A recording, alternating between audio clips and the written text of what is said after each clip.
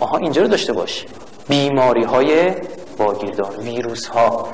این ویروس هایی که میاد نمیدن آنفلانزا نوع ای و فلان دستگرمیه. میدونی واسه چی؟ میخواد ذهن تو آماده کنه که یهویی واکنش نشون ندی. اصلیه رو وقتی فرستاد آره دیگه حسابون با کرام الکاتبین.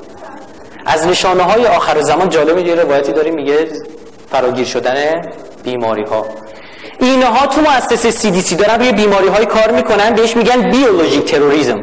تروریسم بیولوژیک یعنی چی؟ عرض میکنم خدمتت. یعنی دارن به لحاظ زیستی روی ویروس ها و باکتری های کار میکنن، اینا رو گسترش میدن و پرورش میدن که فقط روی ژن خاص اثر میذاره. بیماری فقط چینی میکشه.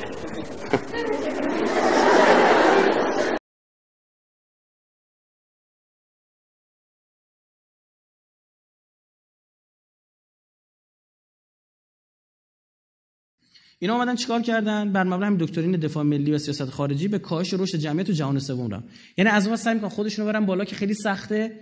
گفتن اینا رو باید کم کرد. این کار که از دست اون برمیاد که میدونید مواردی داره اینا میگن تا صراحتاً میگن 2/3 جمعیت جهان اضافی باید کم بشه.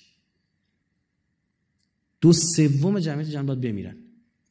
بر همین مبنا اینا اصلا مثلا تو مرکز CDC امریکا اینا بیماری تولید میکنن.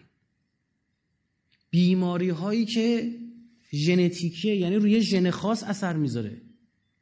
بیماری های اینقدر دقیق و شما فکر میکنید همین دوره‌ای که راه افتادن گفتن تو فرانسه جاسوسی از مردم رو صورت گرفت توسط 4 تا اونپشن، نمیدونه چی کار میکنه، بدبخت بیچاره. اون طرف میخواستن داروهایی درست بکنن، بیماریهای درست بکنن که رو ژن ایرانی اثر بذاره بیشتر.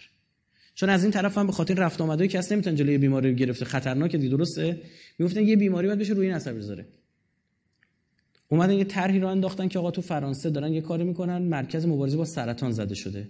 آب دهانتون ایرانیا با این چی میگم این گوش باکونا، آره آب دهانتون میگی بریزید تو نایلون برای ما پست کنید. اینا فقط برای شناسایی بانک ژنتیک مردم ایران بود. مثلا ابعاد امنیتی اینا پشتش نهفته است که چی بشه فردا بیماری خاصی ساخته بشه برای ایران. مگه شما ندیدید خود فرانسه جو کشوری بود که ایدز وارد ایران کرد آمدانه. Control. I'll add one provocative statement. We could take it up later. It may shock you or not shock you, or you may say, I already know that, Professor Sachs. But I chaired a commission for The Lancet for 2 years on COVID. I'm pretty convinced it came out of US lab biotechnology, not out of nature.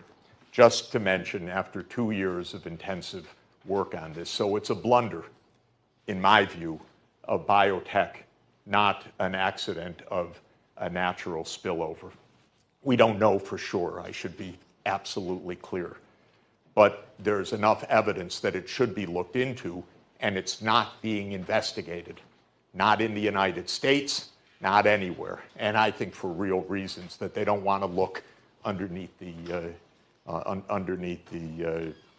the rug.